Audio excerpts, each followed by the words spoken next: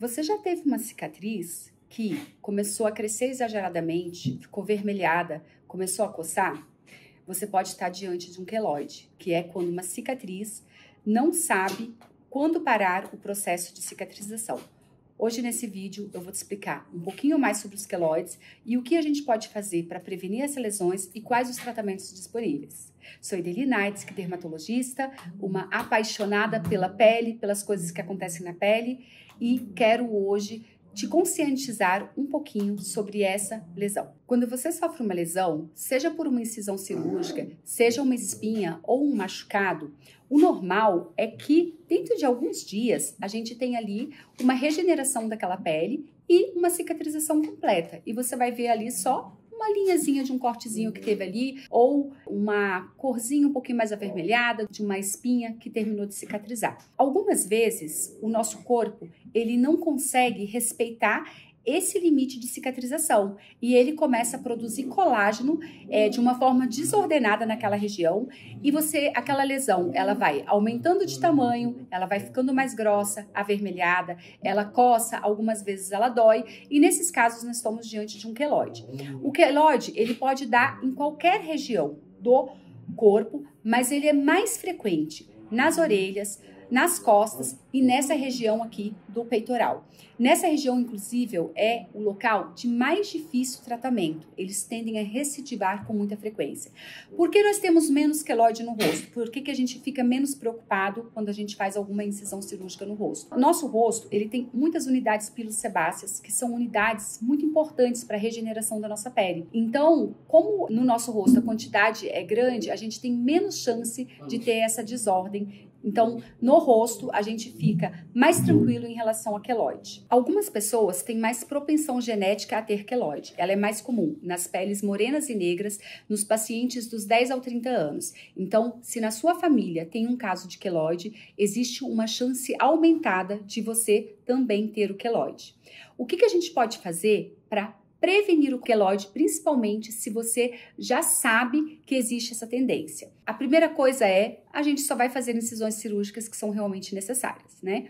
E durante o ato operatório, é muito importante que o cirurgião entenda da sua chance aumentada, que você já teve queloide ou cicatriz hipertrófica em algum local, e aí ele vai tomar todo o cuidado de fazer uma sutura, que seja uma sutura sem apertar muito os pontos, escolhendo um fio adequado, um fio leve, e vai orientar todos os cuidados pós-operatórios. Uma coisa muito importante no queloide é que a lesão, durante a cicatrização, que a gente mantém a lesão sempre mais úmida. O que significa isso? Nós temos que hidratar a nossa ferida e depois a nossa cicatriz no pós-operatório. A gente pode também usar como se fosse um pequeno peso naquela região, que isso vai inibir esse crescimento desordenado, esse estímulo desordenado de produção de colágeno. Como que a gente faz isso? Nós podemos fazer isso com uma coisa chamada curativo hidrocoloide e nesse caso a gente prefere usar os curativos hidrocoloides que tem uma espessura um pouquinho maior,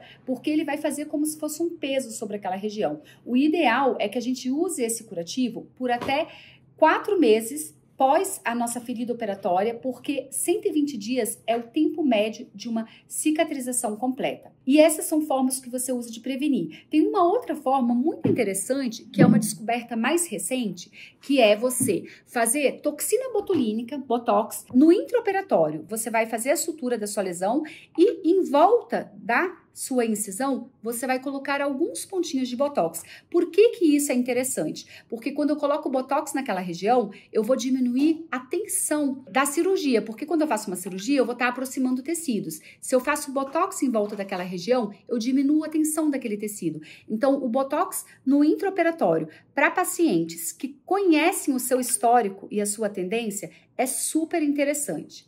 Agora, nunca tive queloide, não sabia que eu tinha essa propensão, ou então você não tinha esse conhecimento da sua tendência a ter um queloide e infelizmente, você fez uma incisão cirúrgica, ou você teve uma espinha, principalmente nessa região aqui do colo, e se desenvolveu um queloide aí. Quais são os tratamentos hoje disponíveis? Um dos tratamentos é a cirurgia, com o cuidado de que um queloide nunca deve ser totalmente retirado. Então, o que a gente faz? A gente faz uma coisa que a gente chama de enucleação. A gente tira uma parte daquele queloide e a sutura, ela é feita dentro do próprio tecido queloidiano e depois nós vamos cuidar com curativo hidrocolóide, vamos cuidar dessa ferida com todos os cuidados para que ele não volte a se formar, que é uma coisa comum de acontecer. Algumas vezes a gente faz a cirurgia e depois, mensalmente, a gente faz algumas sessões de infiltração com corticoide naquela região para estar inibindo. Quando é um queloide que não é tão alto, tão espesso, a infiltração com corticoide também nos auxilia muito no nosso tratamento.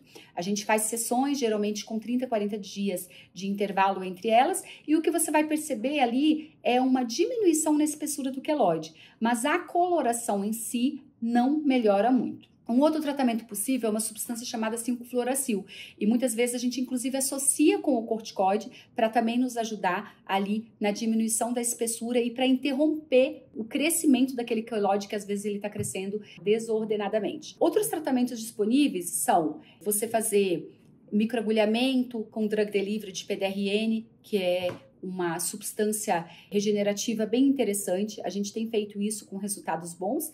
E os cuidados. Às vezes você associa tratamentos e você continua com os cuidados, que são os cuidados também para você evitar ter, que são sempre fazer ali uma boa hidratação da sua ferida cirúrgica e depois você manter o curativo hidrocolóide por um bom tempo. Essas são formas que você tem de, depois que você tratou um queloide, ajudar a prevenir com que ele se refaça de novo. Uma questão muito interessante também, que eu acabei não dizendo lá, de um preparo quando a gente faz uma cirurgia, é logo depois de você ter feito a cirurgia, você pode também imediatamente procurar serviços de beta-terapia. A beta-terapia também é algo que pode nos ajudar ali na prevenção do desenvolvimento de queloide. Então, se você tem um histórico de queloide familiar ou se você tem um histórico pessoal de queloide, você vai fazer um planejamento de uma cirurgia, conversar bastante com seu médico sobre quais possibilidades, sobre o que pode ser feito para que você evite ali essa tão indesejada lesão.